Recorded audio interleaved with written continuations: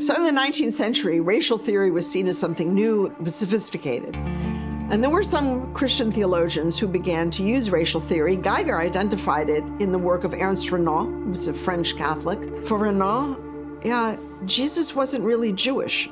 Jesus may have been born a Jew, but he became an Aryan.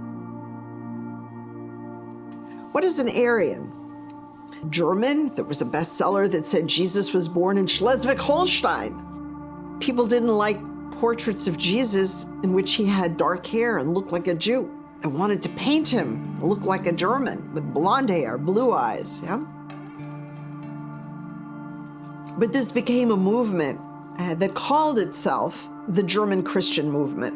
It was nationalist, it was racist, it wanted a manly church, a militaristic church. And after Hitler came to power, this movement gained steam and support, initially from Hitler. When I was a little girl, I already knew the name Abraham Geiger. And I always assumed that everybody knew these names, but my classmates didn't. Abraham Geiger, Jewish scholar in Germany in the 19th century, started writing the story of Christianity. And, for me, it was also very striking that here, all these centuries, Christians wrote about Judaism. And now, Geiger put Christianity under a Jewish microscope, so to speak. But what drew me to 19th century German Jewish thought and scholarship, to historicism, is the brilliance of it, and perhaps also the rebelliousness that Jewish scholars were confronting Christianity in a way that I also wanted to confront.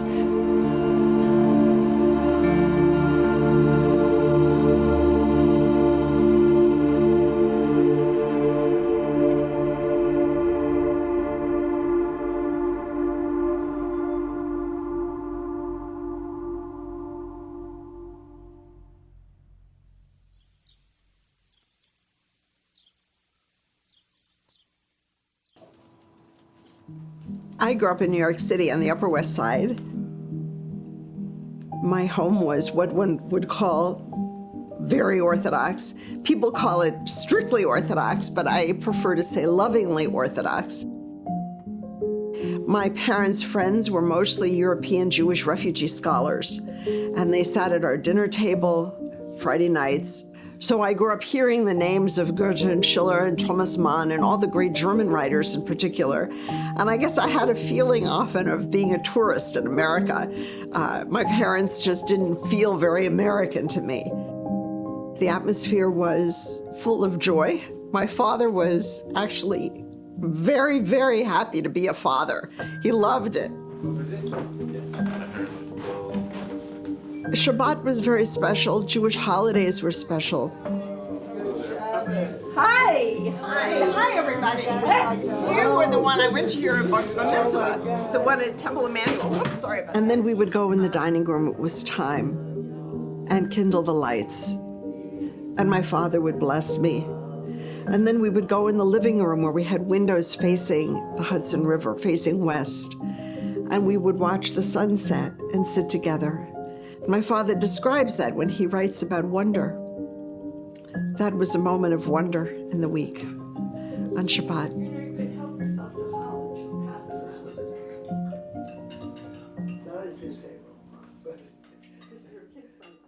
We had a lot of Christian visitors, friends of my father's, especially in the years when my father was involved in the Second Vatican Council. This was something very new. People don't realize it, but in the 60s, for priests and nuns and Protestant pastors to come for Shabbat dinner to a Jewish home was unusual, and it was very meaningful to them. And I think for them also, there was something transformative because they came to realize on their own that they could never say that this person, my father, praying at the table, that he would never be allowed into heaven because he wasn't baptized. They couldn't say that. It threw many things into question for them. They found that they had something to learn about God from a Jew.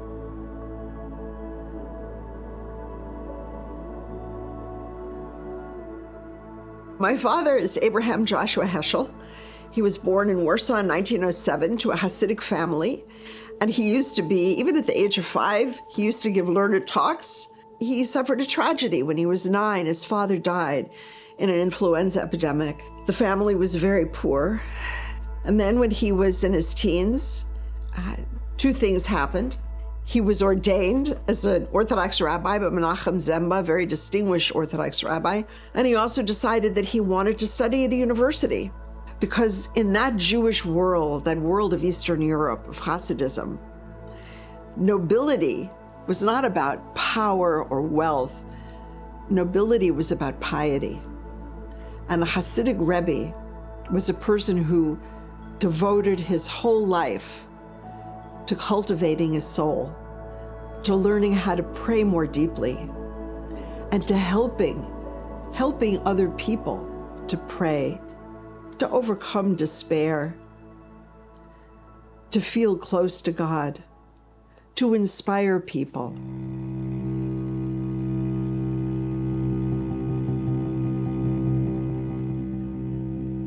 And then in Berlin, he was at the university. And then in October of 1938, the Nazis expelled all the Polish Jews from Germany. And at the last minute, he received a visa to come to the United States. The visa was procured for him by the Hebrew Union College in Cincinnati, a Reform rabbinical school. And the president, Julian Morgenstern, worked very hard to try to save European Jewish scholars. So my father managed to leave in the summer of 1939. He left Poland. He went first to England and then came to the United States. One sister, his older sister, also got out, but he left behind his mother and 3 sisters who were all killed. Really, anyone in our family who didn't get out before the war was killed.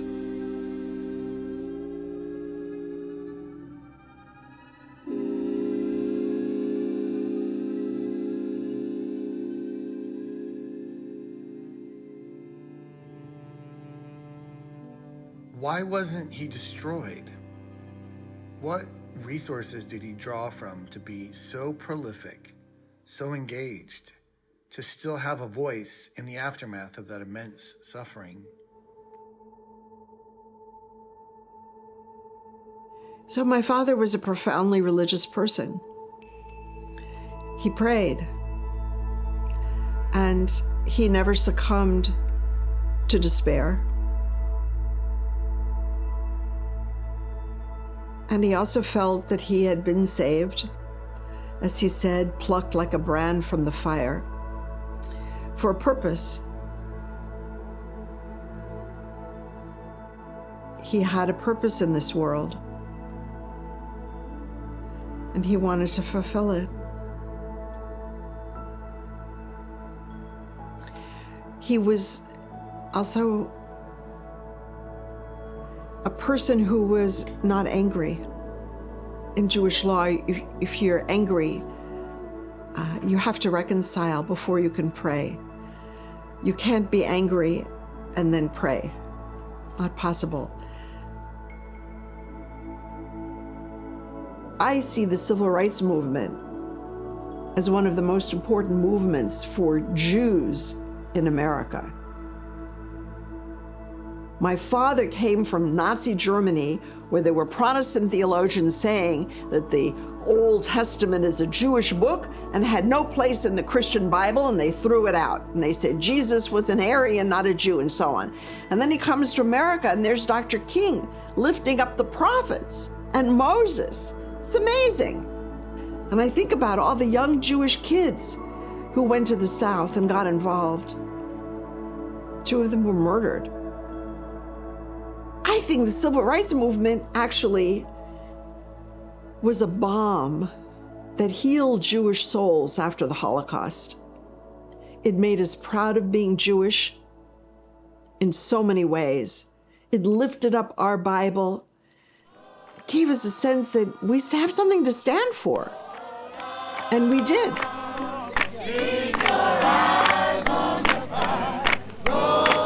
On August 28, 1963, 200,000 Americans came to Washington to demand complete freedom for everyone. Well, apparently the March on Washington was something that President Kennedy wasn't too happy about. So he called on religious leaders to come to a meeting at the White House in June of 1963. The march was in August.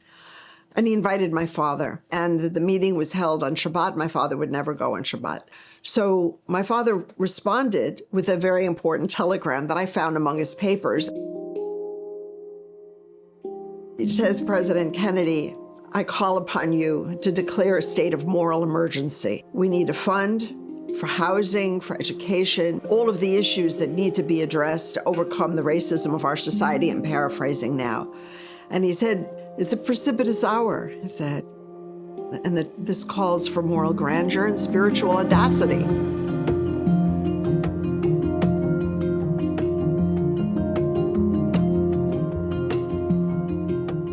When I listened to Dr. King speak, what I loved was his words flowed with the words of the prophets that he quoted. And it was almost as if you couldn't tell the difference. His words, the words of the prophets, that was beautiful to me. That was inspiring. He could have been quoting from the Sermon on the Mount, passages from the New Testament, but it's really the Hebrew prophets, which of course are central to the Black church. And he was called a Moses figure. And that verse from Amos chapter 5 is the motto of the civil rights movement on the monument in Montgomery. Let justice roll down like water, and righteousness is a mighty stream. And so that gave me great inspiration. It made me fall in love with the Bible, really. I took a seminar in my first year of college of Hebrew Bible exegesis, with just 5 students, and I loved it. I was in love with that class. I remember riding my bicycle from my dorm to the classroom thinking, I am euphoric. And I was wondering, is this what it's like to smoke marijuana? So I felt so euphoric and so happy. I discussed it with my father, and he said to me one day, why don't you become a rabbi? And I said, no, they're never going to take women. And he said, well, things are changing. So I think I was born a feminist somehow, because from the time I was a little girl, I noticed things. And maybe because I felt wasn't right. I used to tell my father, if it's so important, Jewish religious practice, why shouldn't I be part of it? I was interested in learning not what the conclusion was, but how the scholar arrived at the conclusion, and what possible different interpretations might exist. And that really became how I approach my work. What are the questions we ask? How our questions could be shaped also by other experiences we have, or by other fields that we study, by literature, by music, by poetry. All of that can come in to influence how we think in scholarly terms.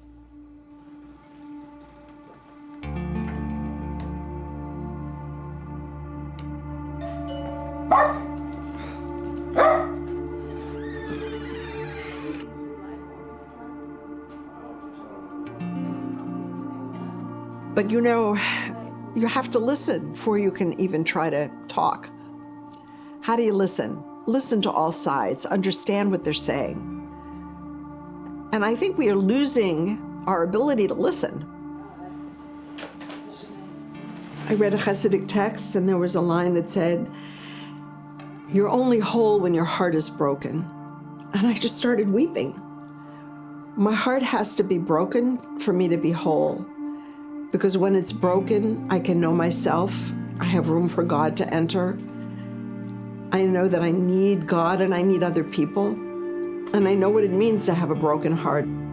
It's the listening with the heart, with the soul. There's a story my father would tell about the Apter Rav. People would come, dozens of people every day, and pour out their troubles. And someone asked him, how do you remember everybody? When they asked him to pray for you, how do you remember them? And he said, when they come to me and they tell me their sorrows, I open my heart, and their troubles make a scar in my heart. And when I go to pray, I open my heart and I say, God, look at all these scars.